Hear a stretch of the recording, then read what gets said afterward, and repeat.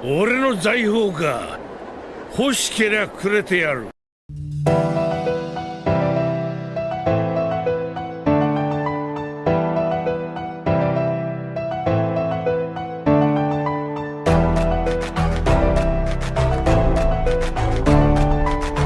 海賊王に俺はなる。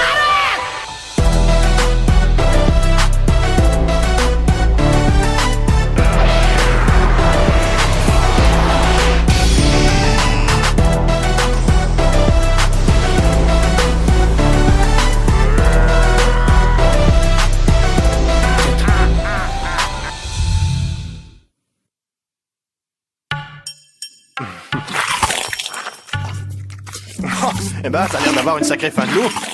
Lâche-moi, tais-toi. Oh Luffy, qu'est-ce que tu manges? Où est-ce que tu as décoté ce fruit? Ne me dis pas que tu l'as pris dans mon coffre, t'aurais pas fait ça! Bah si. Lâche-moi ce que t'as dans le ventre immédiatement! Allez, plus vite que ça! Arrête, Chante, je suis pas un prunier, qu'est-ce qui m'arrive?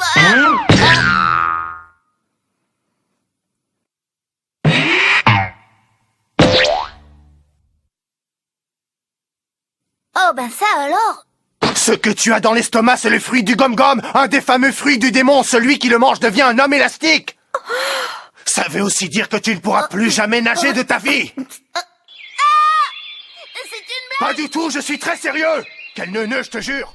Bonjour à vous mes Nakama naufragés et bienvenue sur la chaîne des légendes God Valley. Aujourd'hui nous allons parler du chapitre 1017 de One Piece avec le pouvoir d'Otama, la guérison provisoire de Zoro, la révélation de Queen et le mystère du Gomu Gomu no Mi dévoilé. Je vais absolument tout vous dire, tout vous expliquer.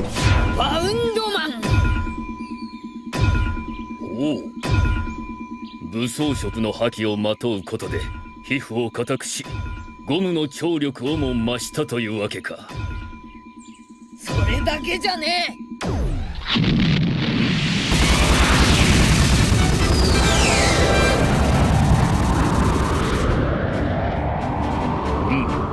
変幻自在なゴムの弾力で空を飛ぶことをも可能にしたというわけか。空を飛べるだけじゃねえぞ。飛ぶの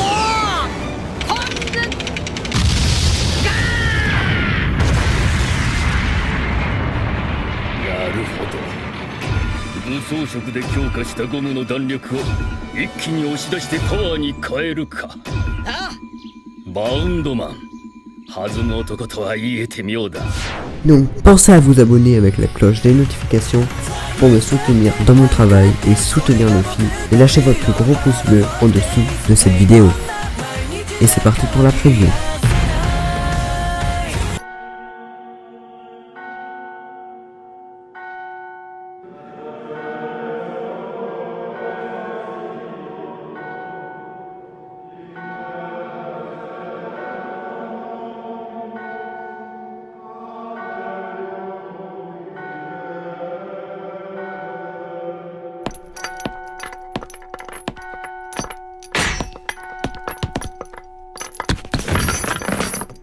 さあ、とっとと済ましちまおうぜ。へ。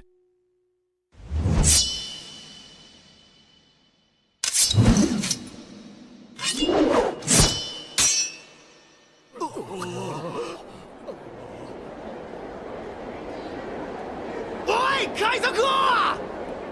集めた宝はどこに隠したんだ！あんたは手に入れたんだろ？あの伝説の大秘宝！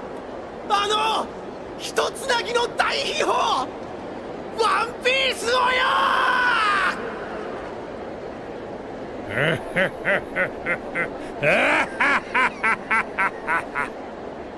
俺の財宝か。欲しけりゃくれてやる。 Nous sommes actuellement sur Onigashima. La bataille fait rage et Otama s'apprête à parler sur la scène de concert. Grâce à son pouvoir, elle donne l'ordre à tous les gifters ayant mangé un Kibidango d'aider Luffy et Momonosuke à battre Kaido. Otama joue alors un rôle des plus importants de toute la bataille, alors qu'au départ, elle n'était qu'une simple gamine, mourant de faim. Un retournement de situation totalement inattendu qui pourrait bien influer le tournant de la guerre. Pendant ce temps, Luffy a été récupéré par l'équipage du Earth, comme au chapitre 579, soit 438 chapitres après. Nous avons de retour le nouveau de Sanji contre Queen avec un superbe collier strike qui encore une fois le met en run. なんだ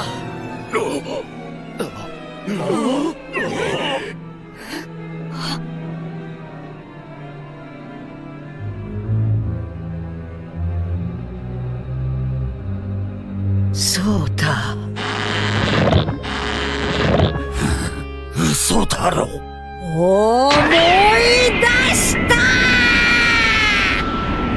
C'est là que nous avons une révélation sur le nom de l'élite scientifique composée de Queen, Vegapunk et Judge Vince Monk. Ils s'appelaient les Mads, qui encore une fois étaient sûrement un diminutif, comme les Sad ou les Smile, qui font référence à un état d'humeur. Smile, sourire, Sad, la tristesse ou encore Mad pour fou.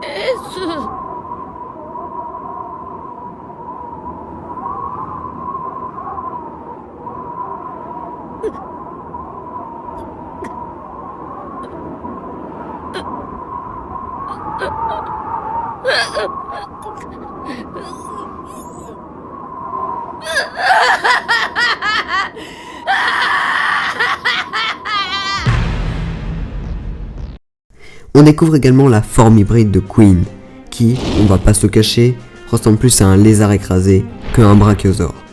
Par la même occasion, Queen nous dévoilera qu'il est en réalité un cyborg, et la plupart d'entre vous diront qu'il a mangé son fruit du démon en étant un cyborg. Sur ce point-là, je ne suis pas tout à fait d'accord. Pour moi, je pense que Queen a son fruit du démon avant de devenir un cyborg. Il a dû faire des modifications sur son propre corps, comme Franky pendant les Leaves. On peut aussi faire le lien avec Kuma, qui, comme Queen, est devenu un cyborg, mais qui avait déjà mangé un fruit du démon. Je ne pouvais pas en croire mes yeux. Je t'attendais. Mais qu'est-ce que tu fiches ici? Ma mission est terminée.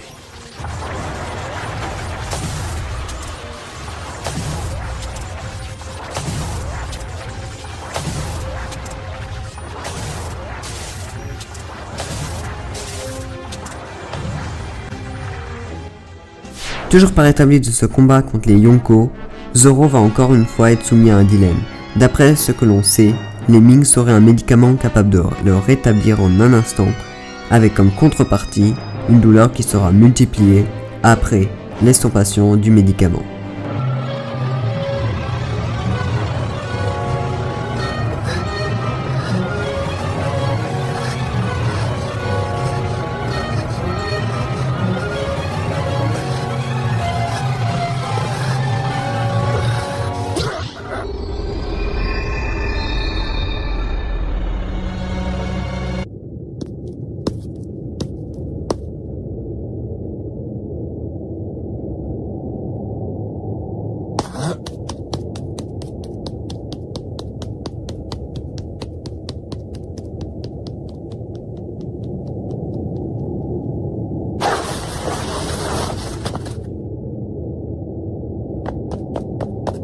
Il n'a pas pu en réchapper quand même.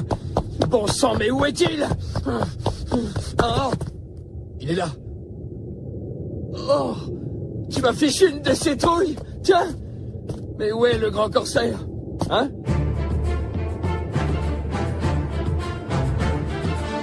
Oh, je rêve, c'est quoi ce bain de sang? Et oh, t'es encore en vie? Et où il est parti l'autre? Qu'est-ce qui s'est passé ici? Rien. Hein? Rien du tout. Il ne s'est rien passé. Pour ce coup-ci, je suis assez déçu de voir que Zoro va d'un coup récupérer ses forces alors qu'il tenait à peine debout quelques secondes avant. Oda aurait pu choisir une façon plus épique à Zoro de repartir en combat mais sur ce point-là, l'auteur n'a pas voulu s'attarder. J'espère alors qu'il nous réserve un fabuleux combat contre King, comme on les aime. J'ai oublié de préciser que l'effet négatif des Rumble Balls de Chopper était le rendre tout petit, un peu comme Luffy à l'époque avec son Gearford. でっかい な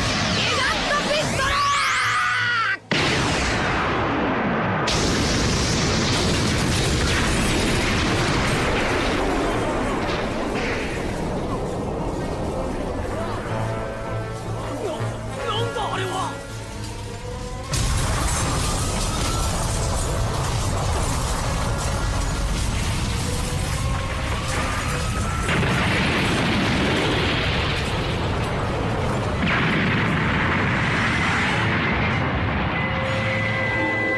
Nous voilà donc au combat Jinbei versus Who's Who. On remarque que les techniques utilisées par Who's Who sont similaires, pour ne pas dire identiques à celles du CP9 pendant l'arc Enies Lobby. On apprend alors que Who's Who est un ancien agent du CP9 et qu'il avait travaillé aux côtés de Rob Lucci. Il nous dévoile aussi qu'il fut emprisonné à Impel Down après avoir failli à protéger un fruit du démon, très important aux yeux du gouvernement. Un fruit du démon si important qu'il était escorté par des navires de guerre de la marine et un agent du CP9. Ce fruit du démon, vous le connaissez depuis très longtemps, c'est le Gomu Gomu no Mi, le fruit que Luffy mangea lors du premier chapitre de l'œuvre. Ce qui vient à m'interroger sur le pourquoi de l'importance de ce fruit démonial aux yeux du gouvernement. D'après moi, l'histoire de ce fruit remonte il y a bien longtemps. Il y a 800 ans, un roi surnommé Joy Boy vivait sur un royaume. Cet homme possédait un trésor que convoitait le gouvernement mondial. C'était le Gomu Gomu no Mi, le fruit du caoutchouc. Tous laissaient à penser que ce fruit du démon fut autrefois mangé, ce qui expliquerait pourquoi Shanks et son équipage connaissaient le nom et son pouvoir alors qu'ils ne l'avaient jamais rencontré avant. Contrairement à Kaku et à Khalifa, qui ignoraient totalement le leur. Ce roi, Joy Boy, serait arrivé sur Loftail, la dernière île, et aurait laissé son trésor ainsi qu'une prophétie. Des décennies plus tard, Gold Roger a trouvé cette île, découvrant alors l'héritage de Joy Boy ainsi que sa prophétie. Mais ce n'était pas lui que l'ancien roi attendait, mais quelqu'un d'autre, beaucoup plus tard. Ce qui donne un tout autre sens au mot de Roger lorsqu'il arriva sur la dernière île. Nous sommes arrivés trop tôt. Roger aurait alors récupéré le coffre et, sachant la signification de la prophétie, l'aurait caché sur une île de Eats Blue, avant de se rendre. Malheureusement, ce trésor aurait été trouvé par le gouvernement mondial, ce qui explique pourquoi ce fruit a été escorté par des navires de guerre. ジョイボーイ、俺はお前と同じ時代に生まれたかったとんでもねえ宝を残しやがってとんだ笑い話だ